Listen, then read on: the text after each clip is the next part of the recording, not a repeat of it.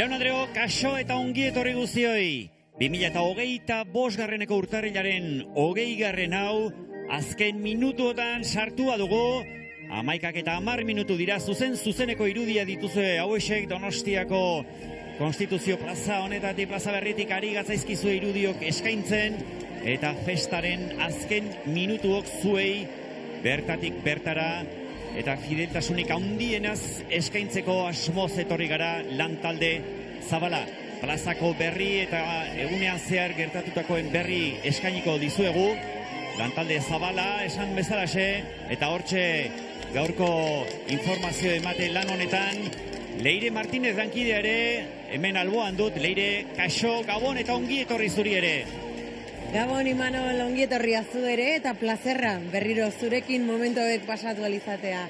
Bueno, eskertzen ari ginen eta eskertzekoa da, ze atzo asko izan zineten hor telebistaren beste aldean gurekin egon zinetenak, eta baita eitb.eus webgunearen bitartez, San Sebastian egunari hasiera gurekin eman zeniotenak. Beraz, guztioi, mila esker, espero ezagun egun polita pasa izana, eta ja momentu gutxi barru, agur esango diogu egunari baita, hemen Konstituzio plaza ja jendez gainezka. Bueno, gertatu dugu behar denaren zai, eta Imanol, ea nola doazen azken minutu hauek? Halaxe da bai, Leire, plazerra zurekin hemen lan egitea, eta esaten genuena, sekulako audientziak eman zituen atzoko saioak, Euskal Herriko ikusentzuleak eta mundu zabalekoak ere bai, asko eta asko zarete, milaka eta milaka, Donostiako danborradaren eta baita Azpeitikoaren berri jakiteko irrikitan egoten zaretenok, eta atzo zuen festako ze horri itxuraz ongi erantzun genion eta postekoa da bai hori guretzat. Baina horrekin batera, telebistaz eta internet bidez jarraitzeko aukera izan zen utenoz gain, aurten berrikuntza bezala aitzo aipatzen genuen, Donostian bertan festa beste guneetara zabaltzeko asmoz, kaian hemen bertan kaimingaintxo.netan pantalla erraldoia ezarri genuen Donostiako udalaren, Donostia Kultura Festaken eskutik eta Euskal Telebistaren eskutik akordioa lortu eta pantalla erraldoi hori kokatu genuen, eta begira, 2000 lagunetik gora bildu zineten hemen festa beste ikuspegi batetik bizi eta gozatzeko zuei guztiei ere nola ez. Esker mila emandako jarraipen horregatik. Eta hementxe festa amaieraren hasiera honetan gaudela, irudi zoragarriok dronea eskaintzari ari zaigun hauek iruditan ditugula, iragarki tarte txiki bat egin behar diogu eta bere alese gaituzue, berriz ere zuzenean Donostiatik. Orain arte beraz.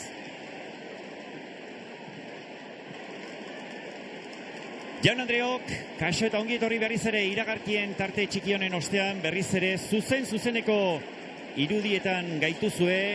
Dronea berriz ere eskaintzen ari zaigun ikuspegi doktore hau, Kursal jauregia horratzealdean argiztatuta, Victoria Eugenia antzokia, eta hemen Partezarra Pretxako eraikina, eta noski Partezarraren bihotzean plaza berria, Konstituzio plaza, gauerdirako oraindik 3 ordu eskas gelditzen dira, baina plaza bete itxura hartzen ari da.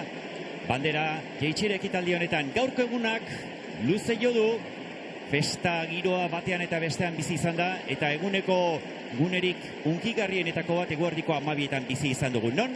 Eta udaletxe aurreko alderdi ederreko lorategietan. Zer dela eta, orduantxe aurten ere, aur danborradari eman baitzaio hasiera. 5.000 eskamutiko inguru izan ditugu bertan, eta hiriko erdiguneko kaleak kolorez eta musikaz animatzen izan ditugu. Une batetik bestera ikusiko ditugu irudi horiek, ea gaur goizeko aur danborradari dagozkionak, hortxe ikusten duzue bai, San Sebastian martxa joz nola hasi diren, Ander Alustiza Saltxamendi, danbor nagusia, bere alboan Gari Perez Gartzia generala, Aia Ranluan, general laguntzailea, Lier Jimenez alkatea, Ane Gardon notarioa, eta Irati Lopetegi, aso ederra, Alkate jauna hortxe alboan zutela, Joni Sauzi Kultura eta Euskara Zinegotziarekin batera, sekulako izan da horten ere eskaini diguten ikuskizuna, eta gaur, 12etan, aur danborradari hasiera eman baldin bazaio, 12:30 eguneko beste gertaera gorenenetako bat izan dela esan genezake. Donostiako udaleko pleno aretean urrezko danborraren emate ekitaldi eginda, eta horixe da, oraintxe ikusiko duguna. Hortxe duzue irudietan, Moriarty ekoiztetxeko kideak izan dira, hortxe alkate jaunaren eskutik urrezko danborra 2025koa jaso dutenak, Jon Garaño, hortxe danborra irera eramanaz, eta bere alboan Xabier Bertzosa, hor Jose Mari Goenaga, danborrarekin, Aitor Arregi, eta Asier Ratxa, 2001 geroztik, etengabe arrakasta handiz lanean diarduen boskotea, Moriarty 2001an hasi, eta orduz geroztik esan bezalaxe, mota guztietako ekoizpenak egin dituzte, eta Moriarty aipatzen ari gara, eta Leire Martinez, zure alboan uste dut protagonista bereziak dituzula, ez da? Zuk esan eta nik egin. Moriarty aipatu ez dut, beida. Ze gure ondo magia. inguratutan abilen. Gure magia. Aurten urrezko danborra. Moriarty, zorionak. Ze nolako bizipena izan da. Kristona, niegi esan ja, energia gutxi gehatzen zaizkit, harria da bizitzeko energiak bai, baino geho nik uste ja etxea, ahotsak ja, goizetik ja ahotsak gaizkinekan eta nire uste zokerra gora jundala, osea, oso ondo pasadegu disfrutatzen. Alako San Sebastian egunik etzen duten biziko, ez? Zera bat ezberdina, eta uste ez degula izango inoiz horrelakorik, ez da? Bai, baino ez bakarrik eguna, baizik eta bezpera aurreko egunak ere oso bereziak izan dira. Bai, ez dugu errex astuko gaurko eguna. Bueno, nik uste ez dala esan behar, baino eske egindako lana zoragarria izan da, eta nora eraman dezuet Donostiren izena, ez? Nola, sekulako embajadorek izan duzarete? Bueno, azkenean lan egiten duzunean ez duzu enbeste horretan pentsatzen zu, alik eta ondoen ateatzia, eta, indargunekin eta ateatzea pelikula, baina gero, kanpotik edo ikusi gaituzte, eta gaurko adibidez, gaurko ekitaldia izan da benetan ederra, ze mailatu sentitzen garen arren, izan da bereziki ederra eta aparte ikustea enbeste jente, hain gauza ederrak esaten guri buruz, da Moriarty buruz, orduan, guztu da horregatik. Bueno, argi dago zuen Euskal Herriari buruzko ikuspegia bideratu dezutela eta erakutsi diozutela munduari. Behar bada, alako egunek islada izan dezakete urrengo proiekturen batean, edo... Ez dakit, ez da, azkeneko egun hauetan galdetzen digut, eta ni beti horrein esaten dut. Ez da, askotan esaten da, liburu hon batetik zaila da pelikula hon bat ateratza. Igual festa hon batetik pelikula hon bat ateratzara ez da erresa izango. Baina, nordak, ikusiko deu. Bueno, bizitzaren ikuspegia. Zerbait? Ez, bueno. Bueno, zorionak, Moriarty, eta segi gozatzen, oraindik baduzu denbora, eta gauza politiak oraindik geratzen dira, beraz, bueno, Moriarty ikusi zute Imanol, geldituko naiz pixkatxo bat gehiago beraiekin. Ederki ez da ez konpainia txarra, artista handiarekin ingurune bikainean gaude, eta ikusten duzu hemen, atzo baino giro lasaixeagoan, hemen bildutako milaka San Sebastian zaleak, donostiarrak, gipuzkoarrak, eta baita Euskal Herri osotik etorritakoak, eta baita atzerritik etorritakoak ere. Atzo kolore guztietako jende ikusi genuen, eta gaur ere ziur gaude guztiak berdin daudela. Eta begira, zeinen irrifar goxoak, ungazioz beterikoak hortxe ikusten ditugun. Eta urtarrilaren 20 egun berezia da, San Sebastian eguna, noski beti da berezia Donostian, eta egun honen jiran historiak ere eman ditu gertaera berezi eta aipagarriak.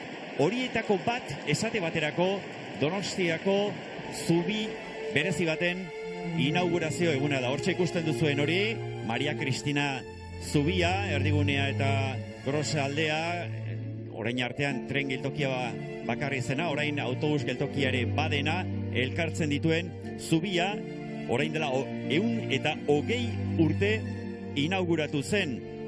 eta esango dizuegu horren aurretik 1883 bitartean, hor egurrezko zubi moduko bat zegoela, Jose Eugenio Rivera eta Julio Maria Zapata izan ziren, zubi berri honen arkitekto eta ingenieriak, udaleko Marcelo Sarasola eta Jose Goikoa ingenieri eta arkitektoekin batera. Eta 120. urte horren ospakizunaren noski gogora ekarri beharra genuen, eta hemengo kontuak gogora ekarri ez, zuei kontatzen jarraitzeko asmo biziz gara, hala ere iragarki tarte txiki bat egin behar diogu, eta bere alaxe gaituzue hemendik zuzenean ETV baterik.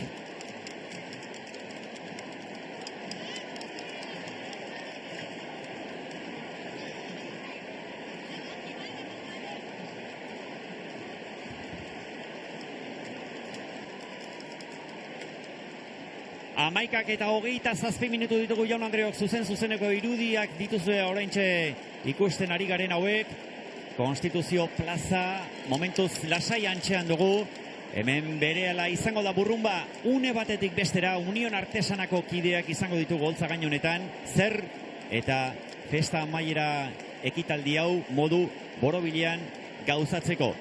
Baina beraie bakarrik ez dira izango, Union Artesanakoekin batera ekitaldi honetan unerik seguruenik ere unkigarrienean San Sebastian martxa jotzen duten unean, danbor eta upelotxei jarraituz dantzan ere hariko dira zein eta goizaldi dantza taldekoak, eta uste dut Leire Martinez orain ere magia egin eta dantzariak alboan dituzula, ez da? Bai, begira, Imanol, ras, begira ze ondo, nola egiten dugu. Bueno, aurten ere Unas Lasa gurekin dugu. Gaurkoan, Anibar Goienzuk gaur, berria zara, ala nola, esan hemen elkarrizketan, ez da? Bueno, zer modu zauteite, bikote? Ondo? Noiztik dantzan? 2018-tik, bai. Eta, San Sebastian egun honetan, atzotik edo gaur hasi zarete dantzan? Gaur hasita, bai. Atzo barranda pixa bat? Piskat, nahiko, justu. Eta, ze nolako egunak izaten dira hauek zuentzako? Bueno, ensaioekin lan handia ite dugu, ez?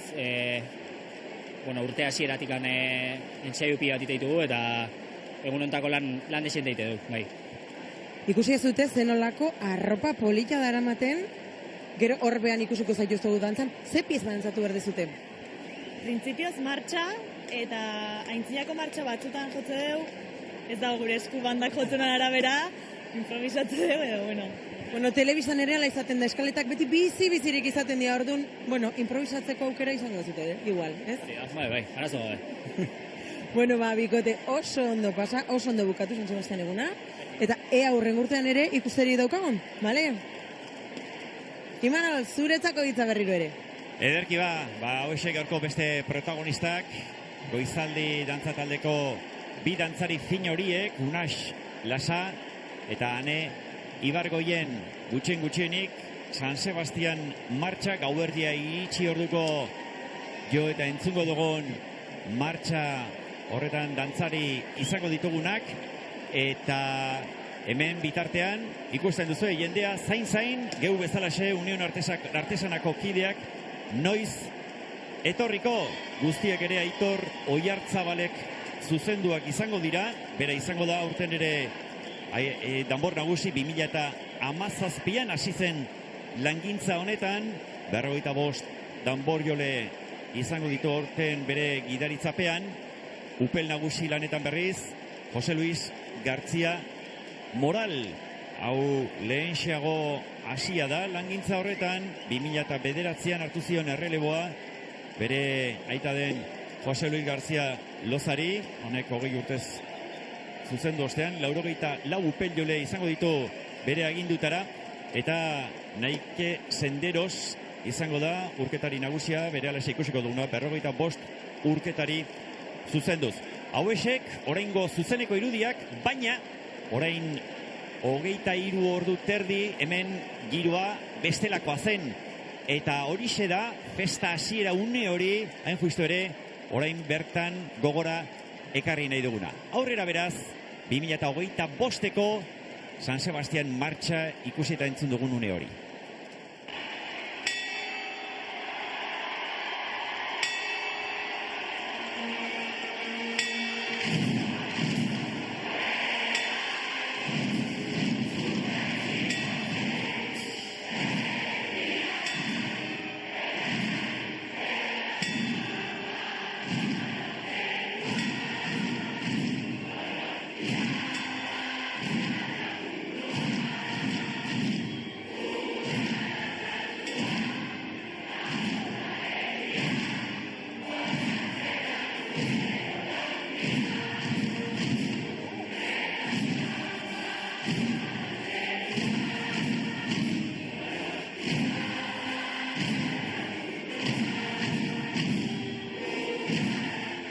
Hor ikusten ditugu era berean, aurtengo hiritar merezimenduaren domini jaso dutenak, ikurrin egotzen, baina nagusik hementxe dugu Donostiako bandera masta gain horretara igotzen, Eneko Goia Donostiako alkate jauna, Gaztelubideko gizon eta emakumeak, danbor eta upela joz, Serafin Barojak idatziriko letra hori abestuz, Kresala dantza taldeko kideak, Iruda Matxo dantza hori eskainiz ikuskizun paregabea, aurten eguraldi ere nola ez lagun izan dugu, eguraldi bikaina, atzo tantaren bat edo beste bota zuen, barka hobean bota du, baina bestela egunean zehar festarako ezin giroa proposagoa. Eta hementxe dugu aurtengo beste berrikuntzetako bat, Gonzalo Aldanondo aritu da Gaztelubideko danbor nagusi lanetan, Jose Ramon Mendizabal mendi ordezkatuz. Osasun arazoak direla eta gaur ere berriz ere baliatu nahi dugun mendiri, hemendik gure animori beroenak emateko. Ea laster batean normaltasunez ikusten dugun berriz ere. Eta hementxe esaten duguna jendea zain, eta hor ikusten duguna, urgul gaina da, Jesusen bihotza eta azpian Donostiako bandera, eta atzo oso osorik baldin bazen, hor ikusten dugunaren arabera, gaueko itxasaize horrek, bandera hori majo astindu ostean, zartatu bat edo beste ere hartua dela ikusten dugu. Oraintxe, gauerdirako 27 minutu gelditzen dira justu, eta gogoan izan, Union Artesanakoek gauerdira bitartean dutela sarriegiren doinu hoiek jotzeko denbora, eta ez dakit, minutuak gainera ez ote zaizkien etorriko, Aitor Oiartzabalek eskarmentua badu, lehen aipatu dugun moduan, eta denborak ongi kalkulatuak izango ditu. Noski, gaur festa bete-betekoa hirian, eta ikusten duzue balkoiak txuriz, urdinez eta ikurrinez josita ditugula hirian zehar, eta horrez gainera, esango dizuegu, 300 saltokik parte hartu dutela gure Donostia ekimenean euren erakus lehioak apaintzeko, eta San Sebastian Xopek, Eusko Jaurlaritzako Turismo, Merkataritza eta Kontsumo Sailak eta tokiko ekonomia eta enpleguko zinegotzigoak sustatutako gure Donostia proiektua izan da hori, eta beti pozez, beti alai, eta Donostia bat bakarra munduan imprimatutako vinilo bidez eta jai giroko apaingarri izatez gainera Donostiaren artean, bertako izate horren zena piztu eta sustatzea du horten ere martxan jarri den ekimen honek. Eta ikusten duzue saltokiak bai, balkoiak bai, baina garai batean udaletxe izandako eraikin hau ere nola ez galaz jantzirik aurten ere ez da gutxiagorako egun handia da ziurrenera asko eta askorentzat urteko egunik handiena, eta horrek eskatzen duen moduan dago jantzi eta atonduta gaur Donostia alderik alde. Bandere jaitxiera ekitaldia da, une batetik bestera hemen biziko duguna, eta jaitxiera ekitaldi honek izan ditu bai makina bat gora bera, historian zehar begira hau ere zeinen irudi dotorea, ezkara ez aspertzen, droneak eskaintzen digun, irudi berezi eta desberdin hori ikusteaz, ez da ez ohikoa zerutikako ikuspegi hau eskura izatea eta gaurkoa bezalako egunak horretarako ezin aproposagoak dira. Gure lankideak artistak dira, horrelako ikuspegiak eta irudiak eskaintzen, begira, berez dotorea eta ederra den plaza honek zenolako itxura hartzen duen ikuspegi honetatik. Eta festaren hasiera Eneko Goia alkate jaunak eman zuela esaten ari bali baginen, prest da amaierarako ere, eta Leire berriz ere magia egin, eta uste dut alboan duzula, ez da? Bai, Manol, oso koordinatuta gaude gaur gaben.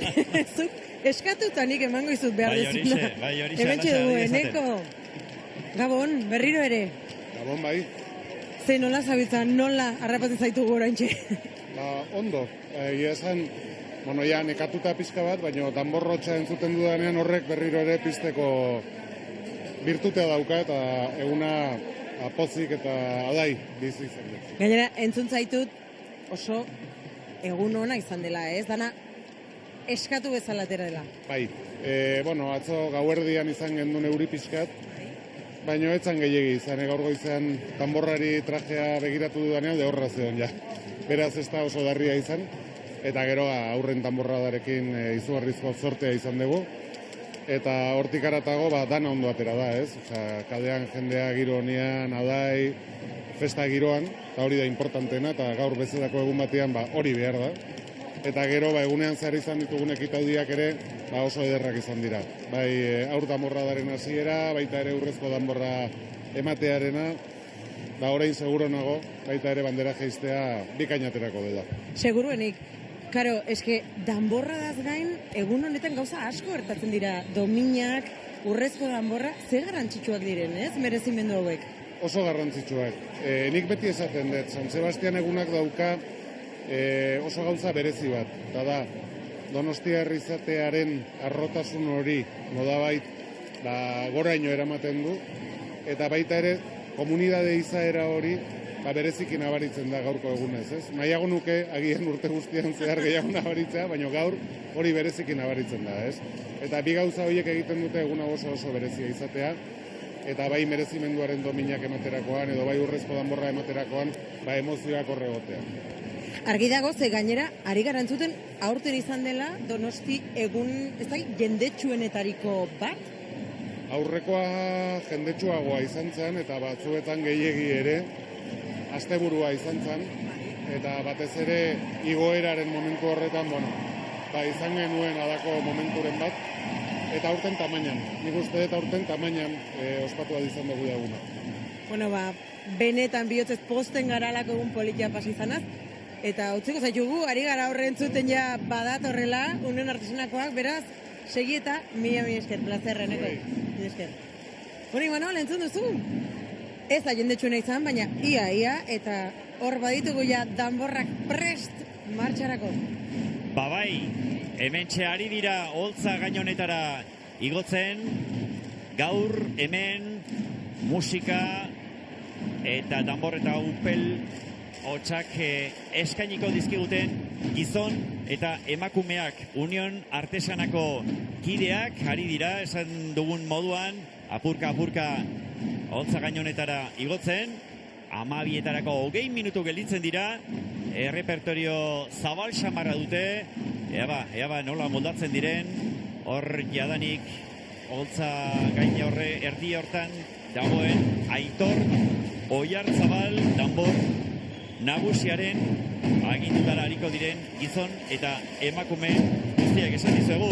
Aitor Oiartzabal bera izango dela danbor nagusi, berarekin batera upel nagusi Jose Luis Gartzia Moral, urketari nagusi Naike Senderos, 45 urketari zuzenduz, eta bereekin batera bost kantinera, 7 danbor gaztadore, eta beste 12 sukaldari ere izango dira. Union Artesanak gaur noski afari lege berezia egin du, eta afari ostean ohikoa duten moduan aurten ere omenaldi ekitaldia egin dute. Nori eta Eduardo Txiridari egin diote omenaldia. elkarteko 91. bazkidea izan zen, mundu mailan sona eta ospea handiko eskulturgilea izan zena, eta Union Artesanak berak, bere ibilbidean zehar, bere jardun hori goraipatu nahi izan du besteak beste, elkarteak 125 urte bete zituenean, omenaldi afaria eskaini zion, baina gaur bereziki bere ibilbide osoari, bizitza osoari omenaldia egin nahi izan dio elkarteak, eta Luis semeak eta Mikel Bilobak jaso dute elkartearen ikur nagusia den bostekoa. Tatia Gorendoioak ari gara entzuten, oholtza gainonetara igotzen ari diren bitarte honetan. Tatiago jotzen ari direnak, Irungo musika banda osatzen duten kide dira, hortze ikusten ditugu, oholtzan kokaturik, hemen sukaldariak sartzen ari diren une honetan bertan, Irungo musika banda, azken urteetako moduan, Union Artesanarekin batera ari den musika banda, Garikoitz González, zuzendari duela. Entzun dezagun Tatiago.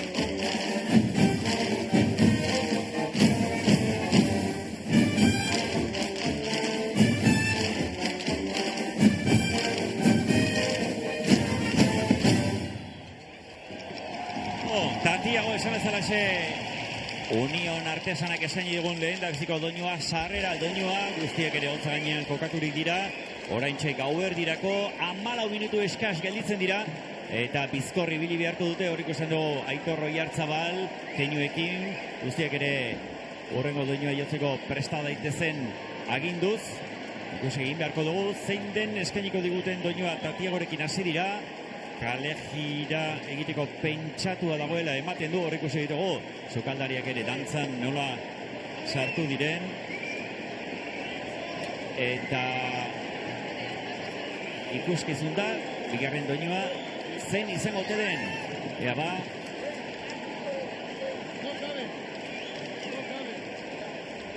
Hor, azken kokapen lan horietan, Union Artesanakoak. Eta lehen esaten genizuen, bandere jetxira ekitaldi honek historian zer, ara, Diana.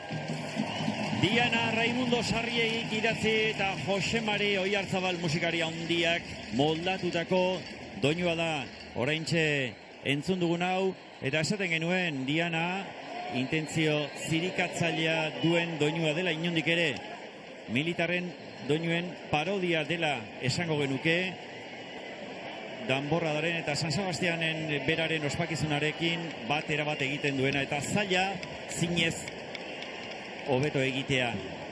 Hasierako esaldi hori, entzun duzuen moduan, Diana militar baten modukoa da, baina ondoren tonu aldaketa ezarri zion Sarriegik, eta horrekin kutsu melodikoaren aldaketa erabatikoa ezarri ere bai. Trikimailu bromasoa agertzen da bertan, hain justu ere, herri doinu baten zatitxo bat tartekatzean. Polka, hauxe, jaun andreok.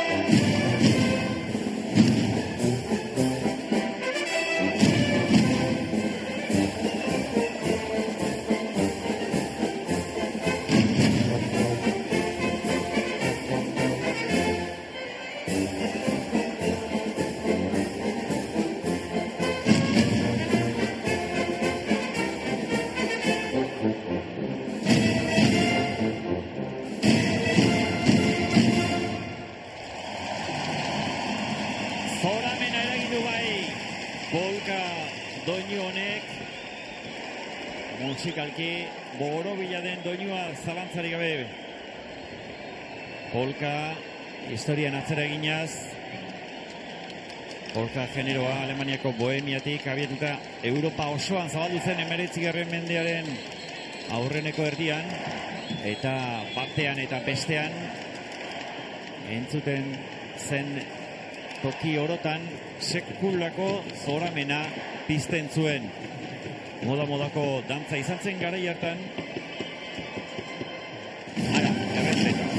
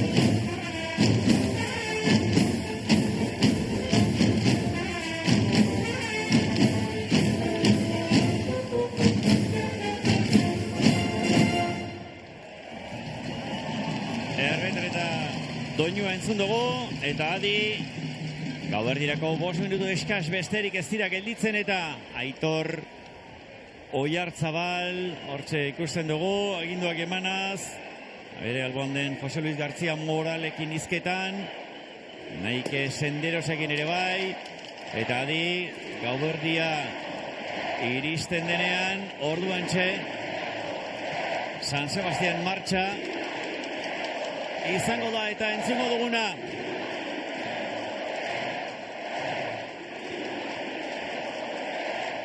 Eta azken urteotako kantua ere entzuten ari gara ba.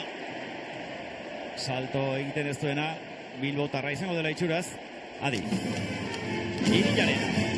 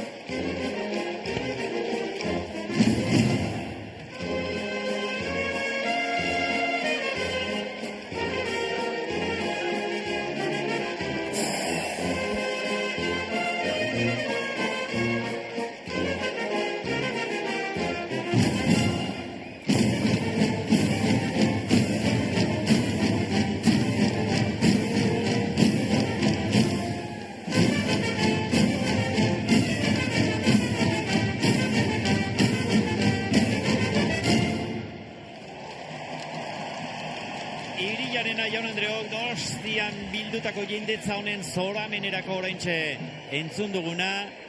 Baltz moduko bat biru korren doinuei jarraitu, zortxe ibili dira milaka eta milaka lagunak. Eta adi, amabietako kanpaiosak entzuten ari gara, iritsi da San Sebastian egunaren amaiera.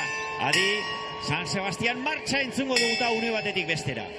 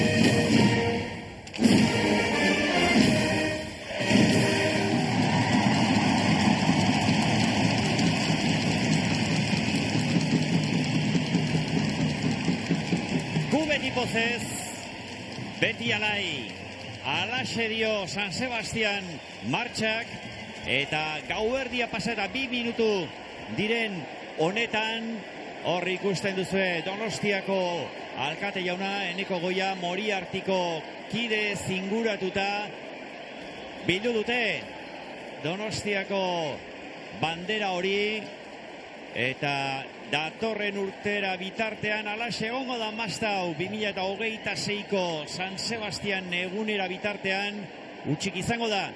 Eta baita alboko balkoiko ikurrina bera ere, Klub Basko de Kanpinek bildu duen ikurrina hori ere, urtebete barrura arte ez dugu ikusiko.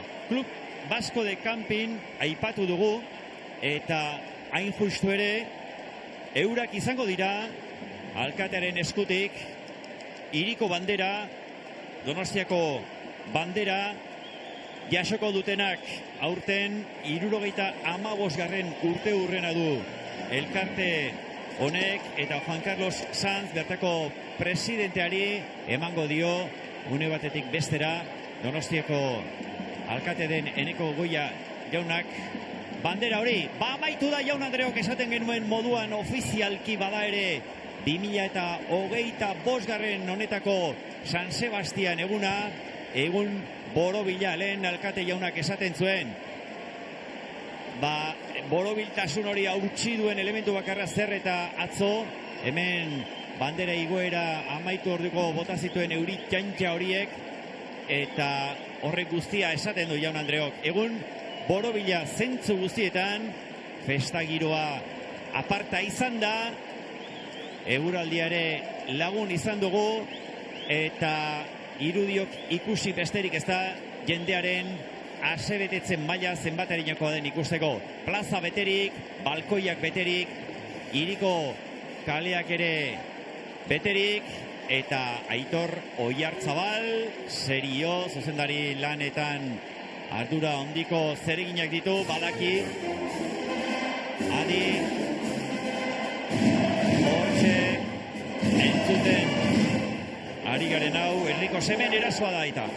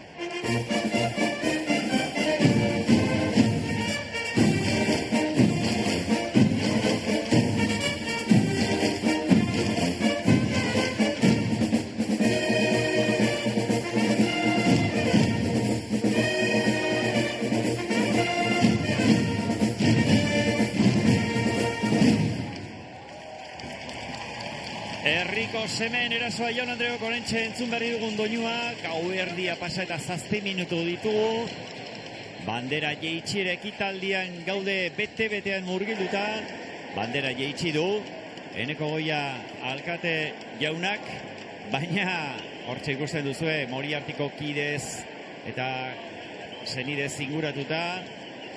Guztiek ere ikuspegi ederronetatik festaren nondik norakoak jarraitzeko asmo biziz, eta zeuok ere alaxe izango zaretelakoan horregatik ari gara Euskal Telebistako lantalde zabala zuei gaurko saio berezi hau ere eskaintzen badakigu bai milaka eta milaka zaretela Euskal Herrian eta mundu zabalean egun honen ingurukoak bertatik bertara bizina dituzuenak, adi atxoen zalditeria konpartsa da hau eta.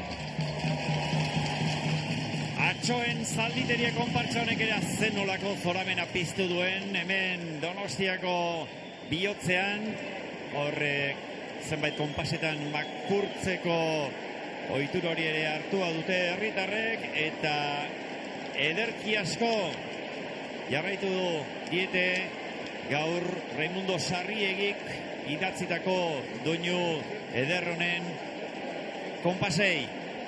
Atxoen zalditeria konpartsa izan da bandera jeitxiera ekitaldi honetan entzun duguna, eta lehen esaten hasi gatzizkizue ekitaldi honek historian zehar hainbat gorabera izan dituela, ez dela inolaz ere hasieratik orain ikusten dugun modukoa izan, 20. mendeko 40.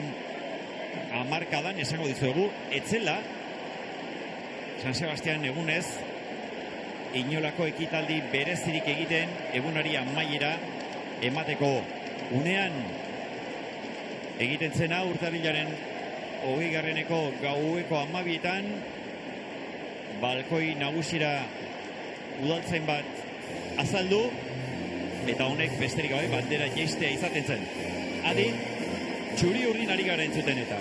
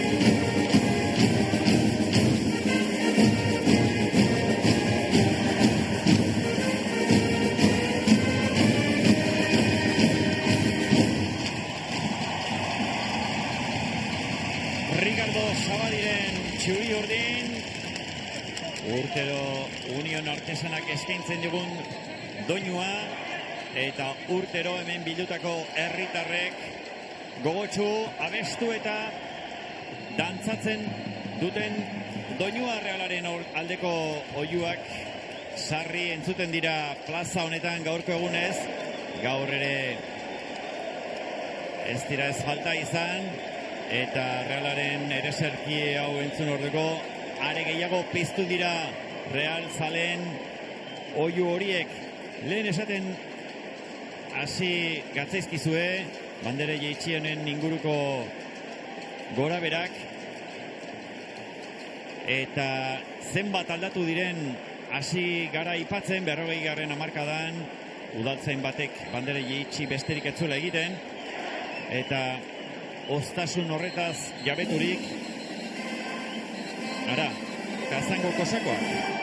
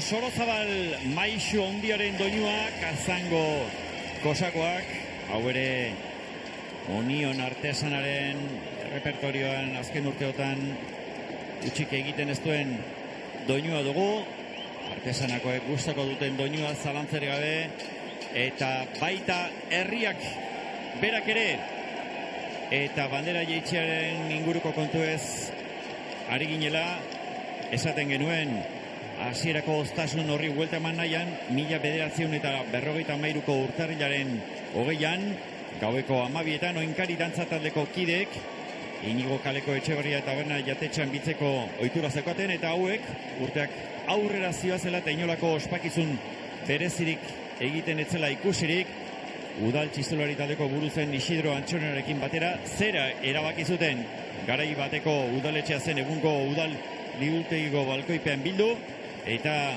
ekitaldiari festa kutsua ematea. Eta nola egin hori? Taldeko txistulariek San Sebastian martxa jotzen zuten bitartean, eurek txalotuz, danbor eta upelak bailiran, sarri egiren doinuari jarraituz. Adi, kabila!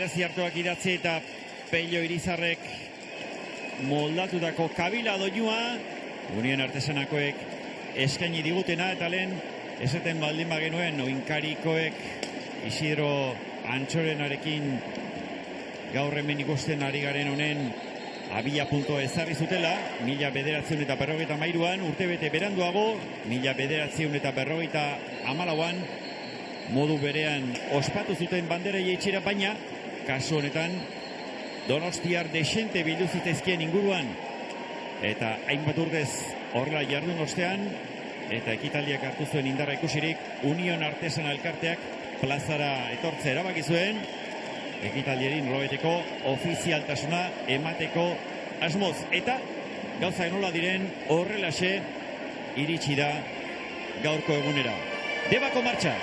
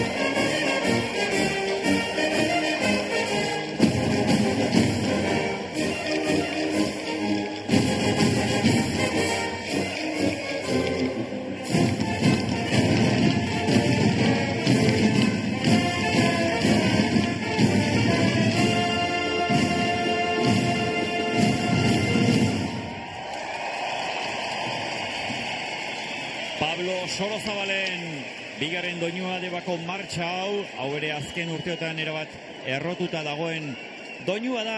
Union Artesanakoen eskutik entzuten ari garen hau.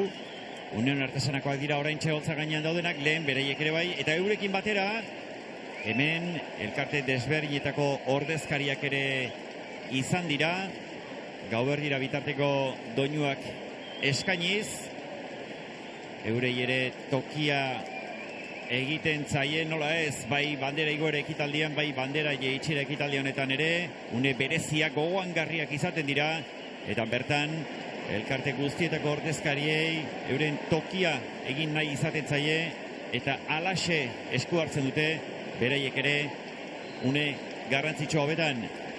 Debako martxa entzun dugu, adi ondoren zein izango den Union Artesanak eskainiko digun doinua.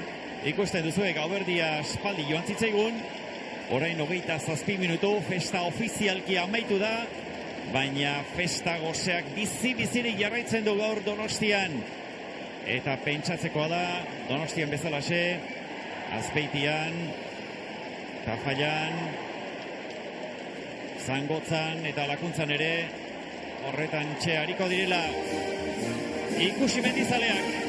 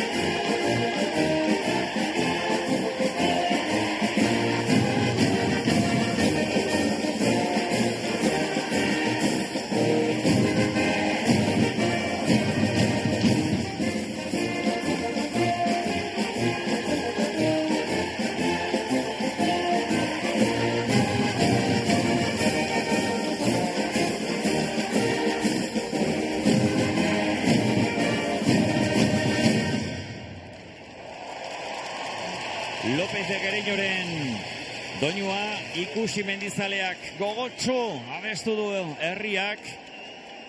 Euskaldunak gara, Euskal Herrikoak zioen doinua. Oraintxe gaueko 12:29 minutu ditugu. Lehen oinkari dantza taldea aipatu dugu. Aldaketak egiten hasi ziren une horretan.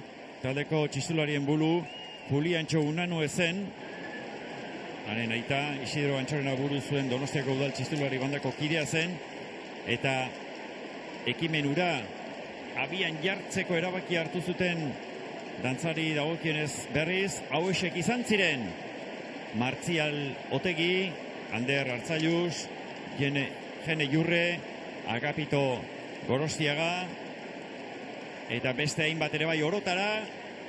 16 gaur hemen ezagutzen dugun festa amaieraren iturburu izan zirenak aitortza merezi dute bai, eta horrexegatik geure aipamen hori aurrera doakigu San Sebastian osteko festa luzapena. Eta ikusten duzuen moduan ez oholtza gainean daudenek, ez da beran daudenek ere ez dute hemendik mugitzeko inolako asmorik. Isil.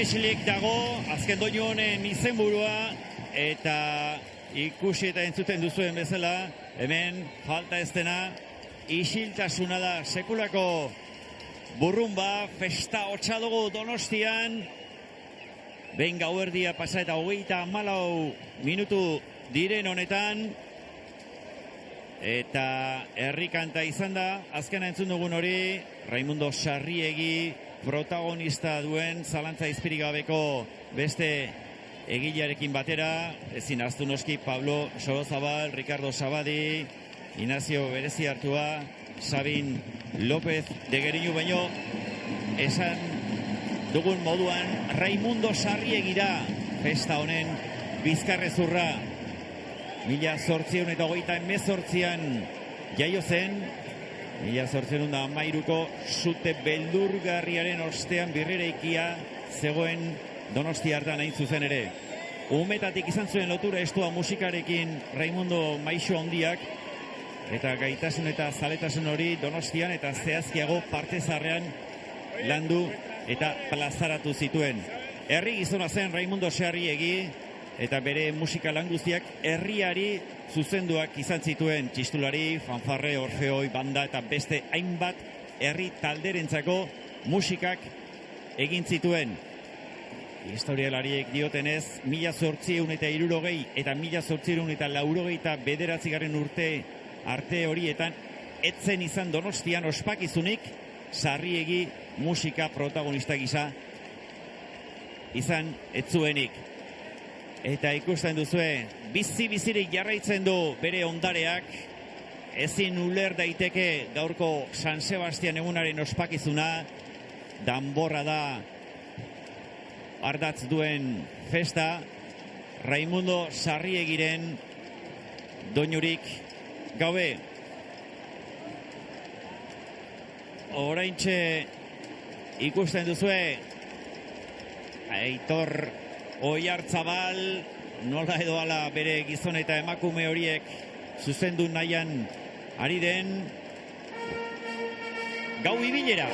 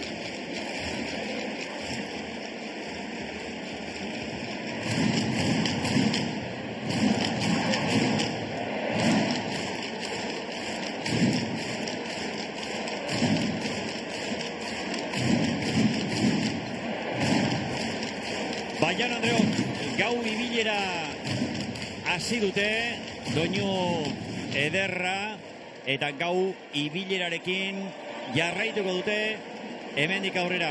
Eta euren gau ibilera horregin segiko duten bitartean guk, geure gaurko saio hori amaiera eman behar diogu. Lantalde zabala izan gara egun osoan zehar, hemen zuei hemengo berri emateko San Sebastian egunaren nondik norako guztiak eskaintzeko, eta tartean gaurko amaiera honetan Leire Martínez izan da hemen gurekin alboan. Leire, esker mila zure lan bikainagatik. Bai, Imanol, ikusten dezun moduan, hemen jendeak ez du etxera, ez dirudi etxera joteko gogotsu daudenik, baina esan bezala, iritsi da gurtzeko ordua, plazerra nirea beti bezala, zuekin atzoko eta gaurko saia parte hartu ahal izatea, eta espero dezagun danok oso ondo pasa izana, guretzako esan bezala plazerra izan baita. Urrak urtera arte, gora Donosti! Ederki, Leire Martínez, plazerra bai, eta esandakoa geuretzat ere atsegin handia izan da, atzo gauerdiaz geroztik festaren hasiera une horretatik, eguerdiko aur danborra da hortxe erdigunean izan dugu, eta orain bandera jeitxira honekin festaren amaiera donostiarrek nola gauzatu duten zuen ganatzea. Babesterik ez, irudiokin gure azken agurra luzatu behar dizuegu. Eskerrik asko guztioi eskainitako arretagatik, eta nola ez. Gora San Sebastian!